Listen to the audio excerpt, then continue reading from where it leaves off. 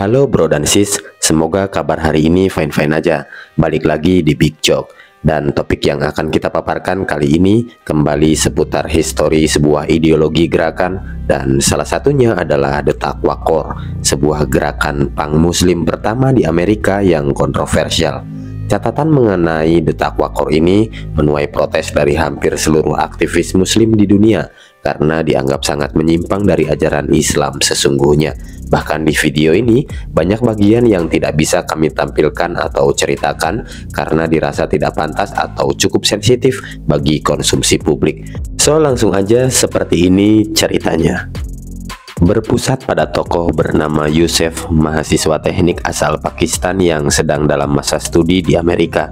Ia kemudian mencari sebuah rumah kontrakan di daerah Buffalo, kota New York. Rumah yang menjadi sarang komunitas punk yang beranggotakan anak-anak muda muslim dari bermacam aliran. Kondisinya pun jauh dari kata rapi, dan dalam 1 kali 24 jam bisa beralih fungsi, siang untuk ibadah dan malamnya digunakan sebagai tempat party dengan segala bentuk kemudorotan di dalamnya. Yusef disambut pertama kali oleh Umar, seorang Sunni yang lurus sekaligus merupakan pemilik kontrakan. Melalui Umar lah Yusef mendapatkan jatah kamar. Belum genap 1 malam Yusef di sana, ia sudah mendapatkan distraksi. Diawali dengan datangnya seorang punk bernama Ayub yang membuatnya tidak nyaman. Menjelang waktu fajar, Yusef pergi ke dapur untuk mengambil minum dan membuka kulkas yang ternyata isinya adalah puluhan bir kaleng. Ia kemudian didatangi seorang perempuan, gadis anti huru-hara berpakaian burqa bernama Rebeya. Mereka pun berkenalan sebentar sebelum Yusef pergi membangunkan Umar untuk sholat subuh berjamaah. Saat Yusef sedang berwudu, dari luar terdengar lengkingan distorsi gitar yang kencang. Dan setelah dicek, suara itu berasal dari 2 orang punk rock bernama Jangir dan Fasik.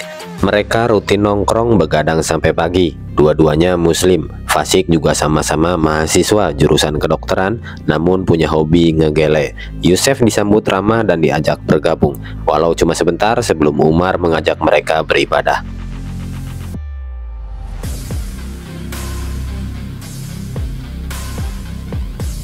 Setelah melewati 1 malam di kontrakan, besoknya Yusef mulai membiasakan diri berada di circle itu. Ia membuat teh kemudian ikut nongkrong bersama anggota Taqwa Corps lain di atas rooftop.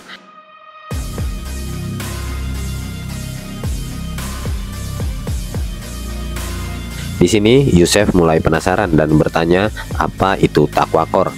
Dijelaskan melalui Jangir bahwa Taqwa Corps diketahui merupakan komunitas punk muslim pertama di Amerika. Di dalam Taqwa Corps itu terdapat beberapa grup band punk yang tersebar di beberapa titik daerah dan biasanya akan berkumpul saat ada event-event musik punk. Taqwa Corps menonjolkan identitas religiusitasnya, walaupun banyak pihak luar yang tidak mengakui keislaman mereka. Hari berganti dan hari ini merupakan hari Jumat. Sholat Jumat diadakan di dalam base camp dengan Rebeya sebagai pengisi khotbah sekaligus imam sholatnya. Semua fokus mendengarkan kecuali Umar yang memang sedari awal sudah berbeda faham dengan Rebeya. Saat giliran sholat pun Umar memilih pergi. Ia tidak mau sholat dengan diimami sosok perempuan. Esok harinya saat Yusef duduk santai di teras kontrakan, ia didatangi seorang gadis bernama Lin yang merupakan teman kuliah Fasik. Yusef pun berkenalan dan sepertinya Yusef langsung punya ketertarikan dengan cewek itu. Hari demi hari sepertinya Yusef semakin membaur dengan cara hidup para Taqwa Corps. Ia semakin dekat terutama dengan Jangir dan bahkan Ayub yang dari awal selalu bertingkah liar terhadapnya.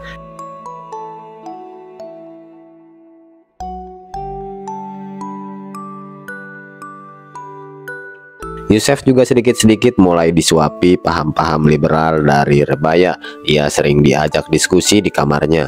Suatu waktu, Yusef menemukan sebuah Al-Quran yang sebagian isinya telah dicoret oleh tangan Rebeya sendiri. Saat Yusef bertanya kenapa Rebeya melakukan itu, perempuan itu menjawab bahwa ia sudah tidak memerlukan ayat itu lagi.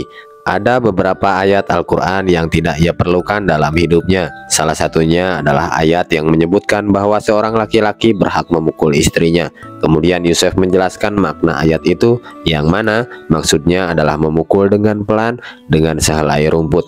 Yusuf pun sempat menyalahkan perilaku rebaya tersebut, bahwa tidak ada satu ayat pun dalam kitab suci itu yang boleh diganti ataupun dihilangkan. Tapi rebaya tetap pada pendiriannya dan merasa tindakannya benar.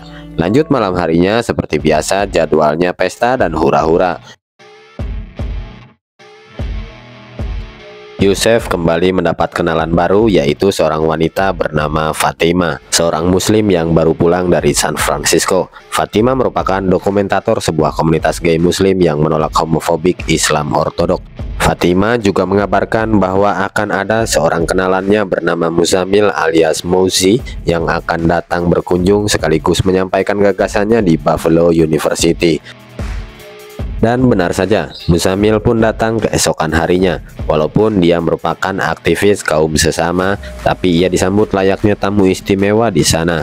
Dari obrolan itu, terciptalah ide untuk menggelar sebuah perkumpulan yang lebih besar. Salah satunya dengan mengadakan konser musik yang diisi oleh para grup band anggota Taqwa di seluruh Amerika.